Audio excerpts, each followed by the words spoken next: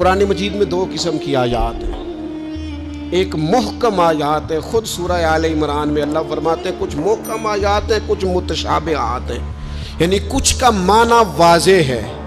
قل هو اللہ احد، کہو کہ اللہ، اس کا معنی واضح ہے نا، یہ محکم ہے۔ کچھ متشابہات ہے، جیسے ید اللہ، اللہ کے ہاتھ، یہ اللہ کے تو ہاتھ ہی نہیں، یہ متشابہ ہے۔ اللہ فرماتے ہیں کچھ آیتیں محکم ہیں، کچھ متشابہ، وہ جن کے دلوں میں کجی ہے نا، جن کے دل ٹیڑے ہیں، وہ متشابہ کے پیچھے پڑتے ہیں۔ متشابہ کے، یہ جو آپ کو ملنگ ملیں گے نا، ملنگ، وہ آپ سے پوچھیں گے اے اصلی نماز کیڑی ہوندی ہے؟ سبحان اللہ، انہوں نے آپ کو وہی جڑی 5 ویلے پڑھی دی ہے، وہ پتہ نہیں انہوں اصلی کیڑی لئی پھر دینے۔ یہ متشابہ باتوں کے پیچھے۔ اچھا، نبی پاک علیہ السلام معراج پہ گئے، سرکار نے واپس آ کے فرمایا چغلی کرنے والے کو یہ سزا ملے گی، معاذ اللہ زنا کرنے والے کو یہ سزا ملے گی، جو خطیب لوگوں کو تقریر سنائے خود عمل نہ کرے اسے یہ سزا ملے گی۔ ان باتوں پر وہ توجہ نہیں کرتے کہ سرکار نے یہ بیان کیا۔ فرمایا میں دیکھ کے آیا ہوں سود کھانے والے کو یہ سزا ملے، اس پر توجہ نہیں۔ وہ پوچھتے کیا ہیں؟ کہتے ہیں یہ بتائیں براق جس پہ حضور بیٹھ کے گئے تھے اس کا رنگ کیسا تھا؟ میں آپ کو راز کی بات بتاؤں، معراج میں کیا کیا باتیں ہوئی تھیں؟ او بھائی تو رہنے دے، تیرے پاس جو محکم باتیں ہیں تو ان پہ عمل کر۔ شریعت میں کچھ چیزیں واضح، مثلا ایک مسئلہ ہے، مسئلہ تقدیر۔ تقدیر پر ایمان لانا ضروری ہے، پر اس کی تشریحات میں نہیں جانا چاہیے۔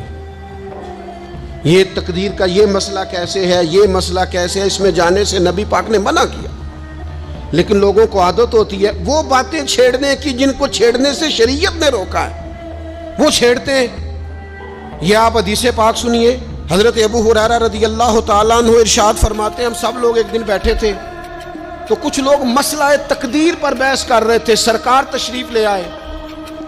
فرماتے ہیں حضور نے ہمیں وہ باتیں کرتے سنا مسئلہ تقدیر پر، تو نبی کریم صلی اللہ تعالی علیہ وآلہ وسلم کے رخسار مبارک، یہ حضرت ابو ہریرہ کے لفظ ہیں، فرماتے ہیں حضور کے غصے سے مقدس رخسار اتنے سرخ ہو گئے جس طرح کے انار نچوڑ دیا ہو رخساروں کا، جلال آیا نبی کریم۔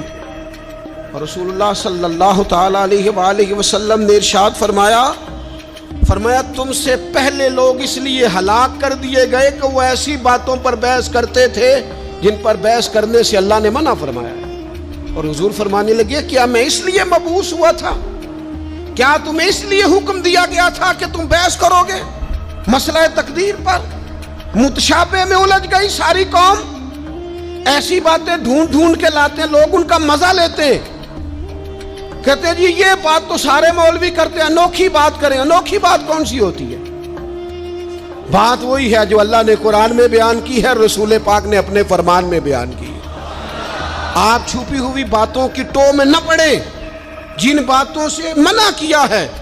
2 دفعہ قسم اٹھائی ہے نبی پاک نے، 2 دفعہ رسول اللہ صلی اللہ تعالی علیہ وسلم نے قسم اٹھا کے فرمایا میں تمہیں قسم دے کے کہتا ہوں مسئلہ تقدیر میں بحث نہ کرنا، میں تمہیں قسم دے کے کہتا ہوں مسئلہ تقدیر میں بحث نہ کرنا۔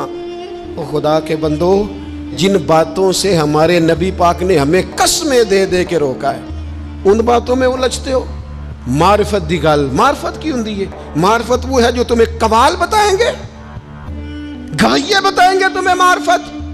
ہمارا قوال جی رات کو جی وہ توحید بیان کرتا ہے، وہ کفر بکتا ہے ظالم، اور تم کفر سنتے ہو۔ توحید وہ ہے جو میرے اللہ نے قرآن میں بیان فرمائی ہے، قل هو اللہ احد اللہ الصمد لم یلد ولم یولد ولم یکن لہ کفوا احد۔ اللہ نے بیان کر دیا، کسی قوال سے سننے کی ضرورت نہیں ہے۔ اس لیے تصوف اور طریقت کی اصل کو سمجھے آپ، ہم ملنگوں سے باتیں سنیں گے تو میرے عزیز کبھی بھی ان چکروں میں نہ پڑے۔